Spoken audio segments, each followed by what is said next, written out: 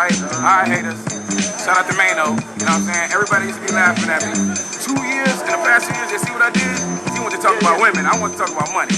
Past 2 years, let's talk about money. We ain't gonna talk about these diamonds on my neck right now, you know what I'm saying? Because it's a recession and I don't want to make some people feel bad. Well, first, when I got involved in music, I never did it because I wanted to make money. You know, I won a Grammy. I never did it to win a Grammy. Like, my Grammy is in a box under my fish tank. I never pulled it out. You know how there's this whole idea floating around that folks who have made big bucks in the industry must have sold their souls or something? It's like a common belief nowadays. But then you've got these heroes who never played that game, never wore a mask, and always stood up against the shady stuff happening in the industry. One of those legends is Chamilionaire. He didn't just talk the talk either. Supposedly, he used the industry's own gatekeepers to rake in those millions. Now, that's some next level stuff, right? At the time, this is a guy named Scott Stork. We make this record. It cost about $250,000 to make. Because it costs so much, it's gonna propel you to superstardom. Drake put it well when he rapped about wanting to make music forever. It's not just about churning out tunes. It's about staying relevant in an industry that can chew you up and spit you out in no time. Every year, we see new rappers burst onto the scene, but just as quickly, they can fade into obscurity.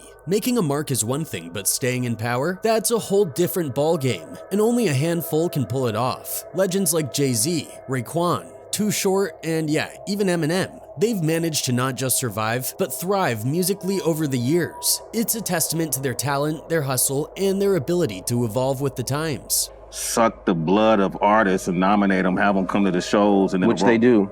They do it every year, yeah. And I'm just tired of seeing it. Totally. Even the most talented artists can hit a rough patch. Knowing when to pivot and explore other ventures is crucial. Rappers are notorious for branching out into different businesses, from liquor to restaurants to real estate. Sometimes it's about flipping your success in the rap game into something sustainable and profitable in the long run. And guess what? Chamilionaire's been a prime example of that. Chamilionaire's trajectory was pretty much set in stone once he settled on his stage name. First of all, man, I am the definition of hustle, man. Right now, you got a lot of people that's saying all this about Chamilionaire. They don't know me. They be like, Chamilionaire ain't all that, he too nice, whatever they feel. Originally known as Hakeem Temideo Sariki, Chamilionaire kicked off his music journey alongside Paul Wall, forming the Color Changing Clique. But it was in 2005 when he truly stepped into the spotlight with his debut solo album, The Sound of Revenge, featuring the mega hit Ridin'. You know that 4-time platinum banger? They hoping that they gon' catch me riding dirty.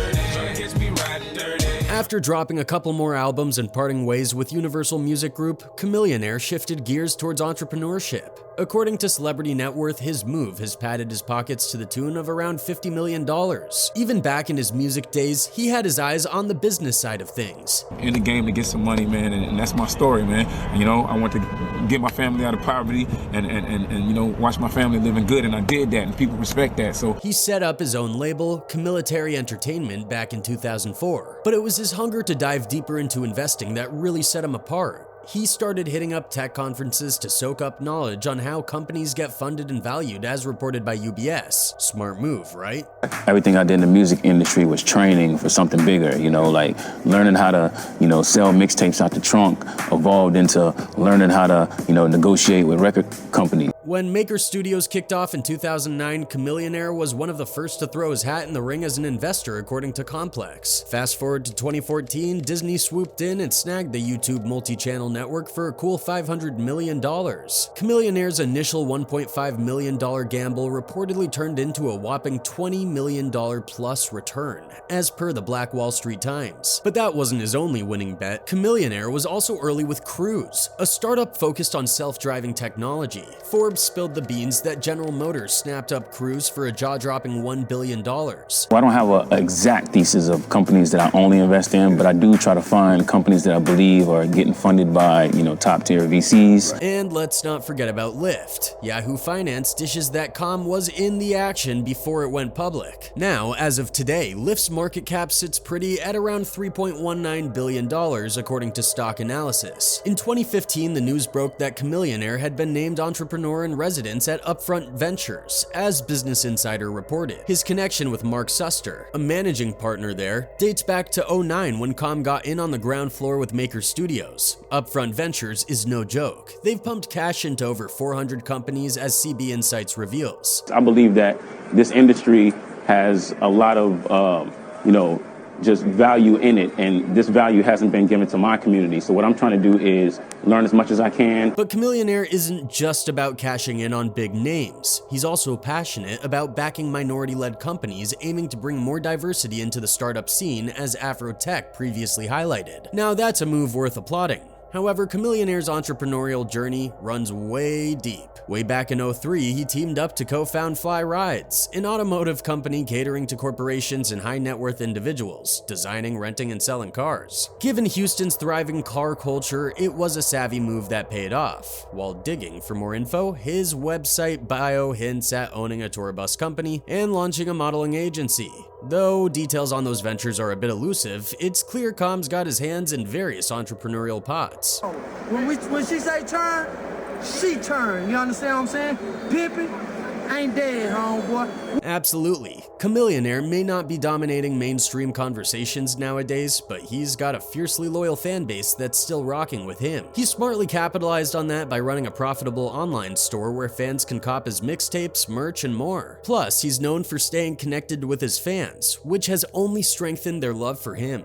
Even if Com never drops another chart topper, he's got enough in the tank to keep on making a living in the rap game.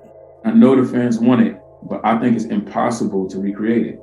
Think about all the people that came back that tried to do that new, We're Back album.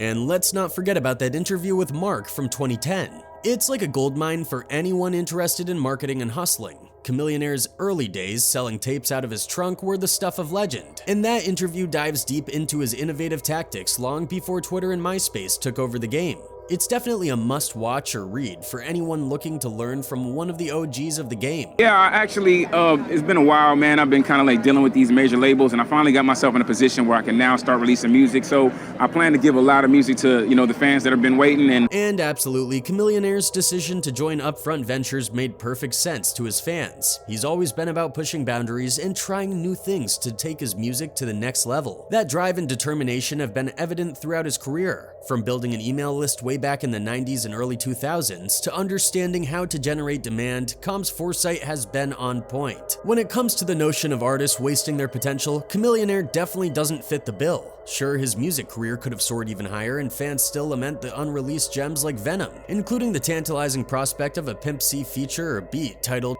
Kid Lady. But Com's never been one to dwell on what could have been. He's all about making the most out of the cards he's dealt. I don't have a title yet, because once I left Universal, they kept the name and wouldn't allow me to use it, so I had to think of something new. But maybe the fans can help me think of something, And that's exactly what he did when he transitioned into the tech industry. Drawing on his marketing savvy from his rap days, Chamilionaire found a seamless way to break into a whole new field. It's a testament to his adaptability and entrepreneurial spirit that fans can't help but admire. But do you really think all this success and transition was all a bed of roses? Absolutely not. Every artist who joined this industry has gone through his fair share of troubles and controversies, and Chamilionaire is no exception.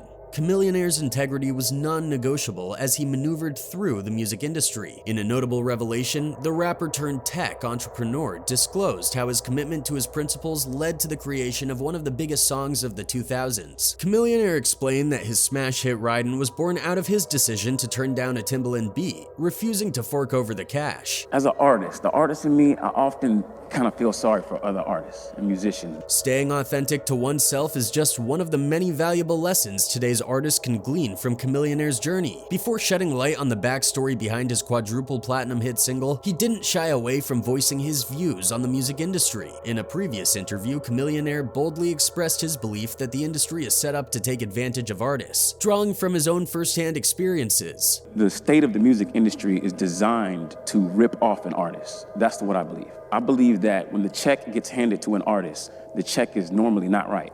Following some sage advice from fellow rapper Nelly about the significance of audits, Com took action and enlisted Jay-Z's auditor. This move ultimately proved to be a game changer, serving as his lifeline in navigating the treacherous waters of the music business. So he goes and he finds over $600,000 that the label hid for me. I was like, wait a second, is this the way it always is? He's like, yeah, you gotta keep on doing this. So I realized all my peers didn't know this. In addition to his insights about the industry, Chamilionaire also dropped another bombshell. the alleged practice of people shelling out big bucks to boost their records to the top of the charts. Armed with all this knowledge about the music biz, Chamilionaire set his sights on equity. But when it came time to part ways with Universal Music Group, he had some leverage up his sleeve. Quote, "I left Universal and they weren't too keen on it," he revealed in the interview. "I basically told them, if you don't let me go, I'm gonna spill the beans and teach all these artists on the label how to do an audit. And well, they let me go because of that. They didn't want to cough up all that cash." Chamilionaire wasn't about to let anyone hold him back from pursuing what he believed was rightfully his. Indeed, Chamilionaire's decision not to spill the beans to his former label mates at the time didn't mean he was holding back valuable insights. In fact, he was dropping knowledge bombs that could potentially benefit artists of this generation. Another famous incident happened between him and Michael Jordan, in which he was forced to pay millions for a jersey. The obsession with Michael Jordan remains strong. Even after all these years, the NBA icon captured the hearts of people worldwide, leaving even the biggest stars starstruck in his presence. Rapper Chamilionaire was determined to snag MJ's jersey at an auction, but he faced unexpected competition from a persistent rival. The bizarre part? This rival had no interest in the jersey whatsoever. I met Michael Jordan at this Michael Jordan party. It was at his party. And I never, I know it's some rumors that I asked him for an autograph and he said no, or like, that's a lie. The tale of Chamilionaire's encounter with Jordan is legendary. MJ famously brushed off the millionaire rapper during their first meeting, adding insult to injury after Chamilionaire had gone all out in a bidding war for his jersey. And the kicker? The person driving up the bids had no intention of actually owning the jersey. Now, I understand. I kind of expected him to say no. So I wasn't mad if he said no. But the way he said it, he said, "Oh, hell nah, man. I ain't taking no pictures of no." The rapper hopped on a stream to spill the beans on why he dropped a cool $7,000 on Jordan's jersey. Turns out he was at an auction hosted by Reggie Bush, who was unloading some serious jersey heat. Chamilionaire couldn't resist the allure of jerseys from legends like Jordan, Iverson, and Carter. But just as he was about to snag his prize pieces, a pesky rival started a bidding war. Chamilionaire recounted, quote, "They started at 4,000 and we kept going back and forth until I hit 7,000. Feeling the burn, he decided to strike a deal. He approached the rival and proposed, 'Hey man, quit raising your hand. You don't even want these jerseys. How about we split the cost and the jerseys?' And just like that, they called it quits on the bidding war. When the dust settled, Chamilionaire walked away with the jerseys, but his bidding buddy revealed a surprising twist. He wasn't even interested in the jerseys. Turns out, he was just trying to flex for Kim Kardashian, who happened to be on stage. So the guy tells me that he wasn't even he didn't even want to get the jerseys. He was just trying to show off to Kim Kardashian, who was on the stage. I was like, man, this dude that made me pay $7,000 for these jerseys. In the end, the rapper forked over a hefty $7,000 just to nab that coveted Michael Jordan jersey. But was it worth it? Well, not exactly. Chamilionaire had high hopes of sharing a moment with MJ himself, but things didn't pan out as he'd imagined. Jordan straight up brushed him off, leaving the rapper feeling pretty sour. To make matters worse, former Celtics star Paul Pierce had to step in to defuse the tension. Talk about a buzzkill. With his idol giving him the cold shoulder, Chamilionaire's respect for his airness plummeted faster than a missed dunk. Sometimes meeting your heroes just doesn't live up to the hype. I've never been so heated in my life, man. My heart just started racing like, I'm about to steal off on this fool. However, by shedding light on the inner workings of the industry, from alleged pay-for-play schemes to the importance of audits and equity, Chamilionaire was indirectly providing a roadmap for artists to navigate the often murky waters of the music business. His willingness to share his experiences and lessons learned serves as a beacon of empowerment for aspiring artists looking to assert their rights and secure their fair share in an industry notorious for exploitation. Quote, "There are people that are doing things that I would have never even thought possible," says Com, who's giving his first interview about the EIR since it was announced in February. Quote, "To be in the midst of that is just amazing to me. Coming up as a rap artist, man, I come from a world where people couldn't just walk into a room and just get all this money. You had to be a rapper or a basketball player, and you had to be exceptionally great at that. Well, why was Chamilionaire rubbing elbows with venture capitalists? It all boils down to one thing: the almighty dollar. But it's not just about the cash. He's after power, influence, and equity too. Com's done playing by the old rules of the music biz. He's watched tech giants like Apple and Spotify swoop in and snatch up massive slices of the pie, and now he wants in on the action.